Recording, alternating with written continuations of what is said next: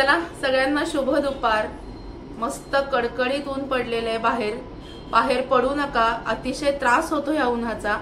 2-3 दिवसच मसाल्याचं साहित्य आणायला मी बाहेर गेले, एवढं ऊन लागलं मला, अक्षरशः डोळे डोकं हातापायांची तळपायांची हातापायांची भयंकर माझ्या आगाग झाली। आणि त्याच्यामुळे भर दुपारी तुम्ही कधी बाहेर पडू नका, या कडक उन्हाचा खूप त्रास होतो। आणि आज सकाळी मी जेव्हा चालायला गेले तेव्हा मस्त हिरवागार पालक मला मिळाला। तर आज पालकची भाजी कशी करायची, गोळा भाजी, म्हणजे ती आपल्या टिफिनला पण देता येते, घरी पण खाता येते, सगळ्याच दृष्टीने खूप छान लागते। ती तुमच्याबरोबर मी आज शेअर करणार आहे। आणि काय होतं, काही जणांना काय होतं, पालेभाजी खाल्ली की खूप ऍसिडिटी होते, जळजळ होते, तर ते होऊ नये याच्यासाठी पण एक खास टिप मी तुमच्याबरोबर शेअर करणार आहे। व्हिडिओ स्किप न करता शेवटपर्यंत बघा। चला शेअर करते तुमच्याबरोबर पालकची गोळा भाजी अगदी सोप्या पद्धतीने कशी करायची ते। चला आज बघूया आपण पालकची गोळा भाजी कशी करायची ते अगदी सोप्या पद्धतीने। आणि खूप जणांना पालेभाज्या खाल्ल्यानंतर पित्ताचा त्रास होतो, ऍसिडिटी होते, जळजळ होते, बऱ्याच जणांची अशी तक्रार असते, तर ती होऊ नये म्हणून एक खास टिप पण तुमच्याबरोबर आज शेअर करणार आहे। तर बघा, हा पालकची एक जुडी छान स्वच्छ धुवून चिरून उकडून घेतलेली आहे। डाळीचं पीठ लागणार आहे, लसूण लागणार आहे आणि थोडासा गूळ लागणार आहे आपल्याला, आणि आपला रोजचा तिखट मिठाचा डबा असतो तो। तर ही जी पालकची भाजी आहे ही आपण छानपैकी घोटून घेऊया। ह्या भाजीला थोडंसं डाळीचं पीठ जास्त लागणार आहे आपल्याला, जास्त म्हणजे खूप जास्त नाही, आपल्या अंदाजाने, जेणेकरून भाजी गोळा भाजी म्हणजे घट्ट भाजी। आणि ही जी पालकची भाजी आहे ही आपल्याला डाळीचं पीठ घालून घोटून घ्यायची। पालक स्वच्छ गरम पाण्यात मिठाच्या पाण्यामध्ये धुवून चिरून मग तो मी उकडायला लावला होता।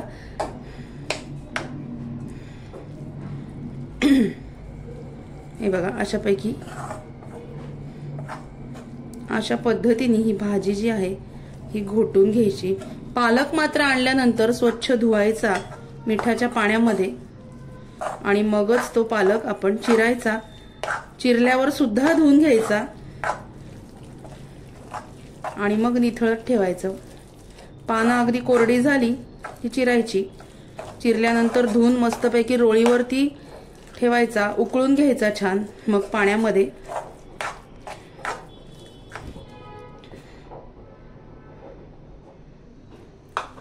मस्तपैकी घोटून घ्यायची भाजी। आणि पालकाची पानं उकडायला काहीच वेळ लागत नाही, लगेच सॉफ्ट होतात ती। तुम्ही म्हणाल एवढी घट्ट ठेवायची का? नाही, थोडंसं आपल्याला पाणी घालायचंय, फक्त घोटण्यापुरतं मी तुम्हाला दाखवतेय। ही मस्तपैकी आता घोटून झालीये। आता याच्यामध्ये आपण पाणी घालून घेऊया। थोडंसं पाणी मी याच्यामध्ये घालतेय, अगदी थोडं, जास्त नाही। जास्त पाणी घातलं तर ती पालकाची रेग्युलर पातळ भाजी होईल।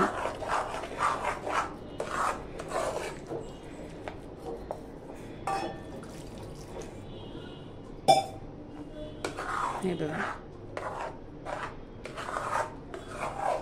मस्तपैकी छान अशी घोटून घ्यायचं। मस्त पालक घोटून घेतलाय डाळीच्या पिठामध्ये। आता आपण तो गॅसवर ठेवून घेऊया। आता मीडियम गॅसवरती मी पालक जो आपण घोटलेला आहे थोडंसं पाणी घालून तो उकळवायला ठेवलाय। तुम्हाला खूपच वाटलं की घट्ट आहे तर तुम्ही थोडंसं पाणी घालून त्याच्यामध्ये वाढवू शकता भाजी। मला थोडं घट्ट वाटतंय म्हणून मी थोडंसं पाणी घातलं। भाजी मस्तपैकी उकळून घ्यायची, म्हणजे कच्चा जो डाळीच्या पिठाचा वास असतो तो निघून जातो। आता आपण याच्यामध्ये चवीनुसार मीठ घालूया।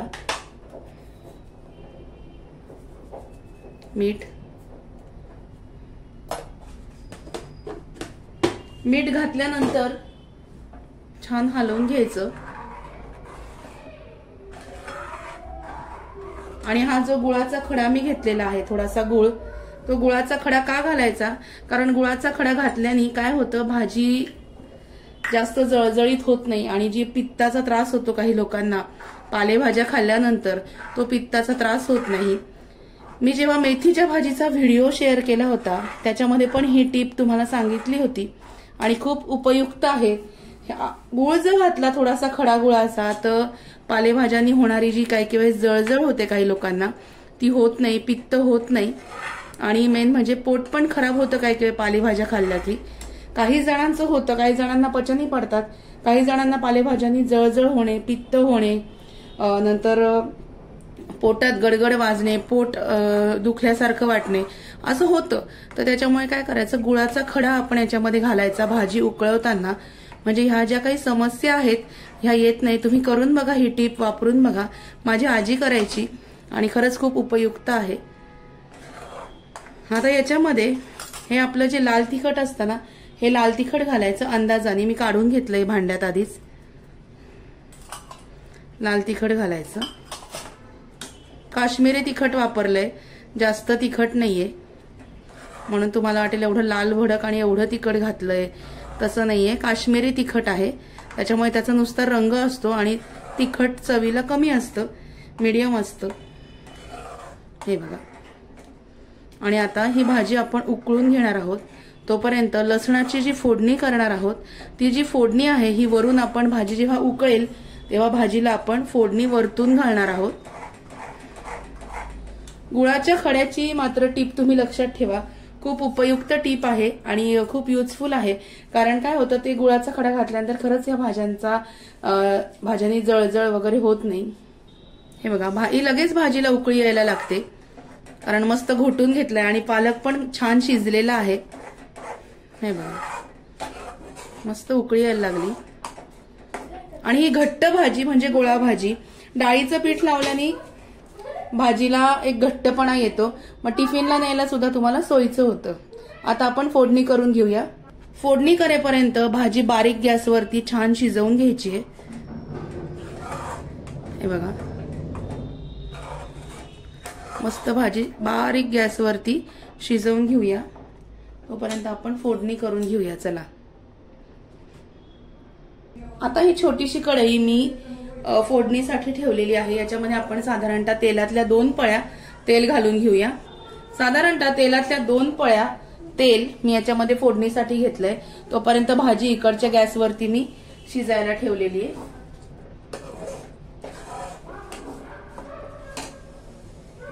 चला, तेल तापलंय. जिरे मोहरीची फोडणी करून घेऊया. मोहरी,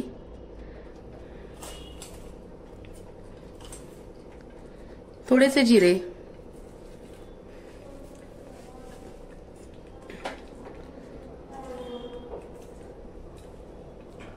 हिंग घालायचं आहे.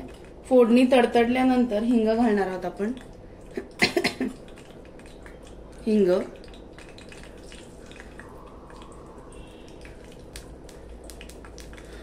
ह्या भाजीला पालकची जी गोळा भाजी याला तिखटच घालायचं असतं आणि याच्यामध्ये लाल तिखटच घालायचं.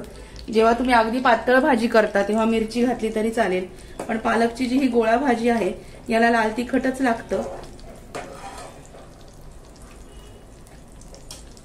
मस्त आता फोडणी तडतडायला लागली. याच्यामध्ये घालून घेऊया थोडासा लसूण. लसूण व्यवस्थित घालायचा, थोडासा जास्ती घालायचा आहे कारण गोळा भाजीला लसूण जास्त लागतो. लसूण मस्तपैकी खमंग खरपूस त्याच्यामध्ये तेलामध्ये परतून घ्यायचा, छान खमंग होऊ द्यायचा. बारीक गॅस करायचा.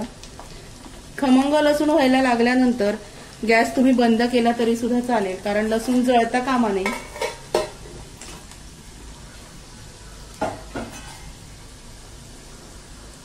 लसूण मस्तपैकी परतला गेलाय, छान त्याच्यामध्ये खमंग झालाय. आता ही फोडणी आपण त्या भाजीवर ओतून घेऊया. भाजी मस्तपैकी शिजलेली आहे, मस्त छान एकदम परफेक्ट शिजलेली आहे. हे बघा, गोळा भाजी म्हणजे एवढी घट्ट भाजी. हे बघा, अशी एवढी घट्ट भाजी गोळा भाजी म्हणजे ही तुम्ही टिफिनला पण अगदी आरामात नेऊ शकता. आता ह्या भाजीवरती ही फोडणी जी आहे ना गरम गरम हे टाकूया.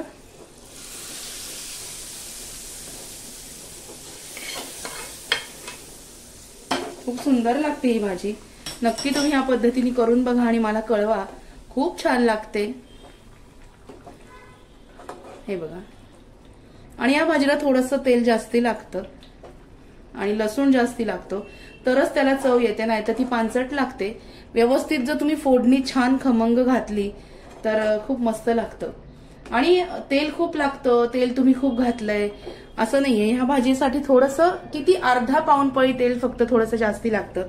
इतर वेळेस आपण बाहेर गेल्यानंतर वडा समोसा हे खातच असतो की नाही, मग त्याच्यामधून किती तेल आपल्या शरीरात जातं हे आपल्या लक्षात येत नाही. पण भाजीला दिसलं की लगेच तुम्ही म्हणता खूप तेल आहे, एवढं तेल वापरू नाही. तसं नाहीये, अगदी थोडंसं अर्धा पळी तेल फक्त मी जास्त घातलेलं आहे, बाकी काही नाही. आणि अशा पद्धतीने मस्त ही आपली पालकची गोळा भाजी तयार आहे. आता आपण ते एखाद्या भांड्यामध्ये काढून घेऊया. चला, आता हा जो बाउल आहे हा मी घेतलाय, या बाउलमध्ये ही भाजी आपण मस्तपैकी काढून घेऊया.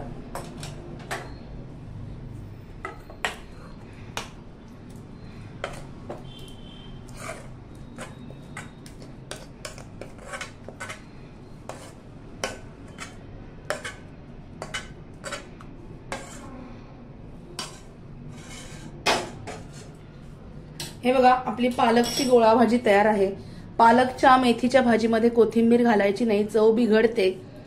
ठराविक भाज्यांनाच कोथिंबीर चांगली लागते, इतरत्र भाज्यांना कोथिंबीर म्हणजे पालक झाली, मेथी झाली, या भाज्यांना कोथिंबीर अजिबात चांगली लागत नाही.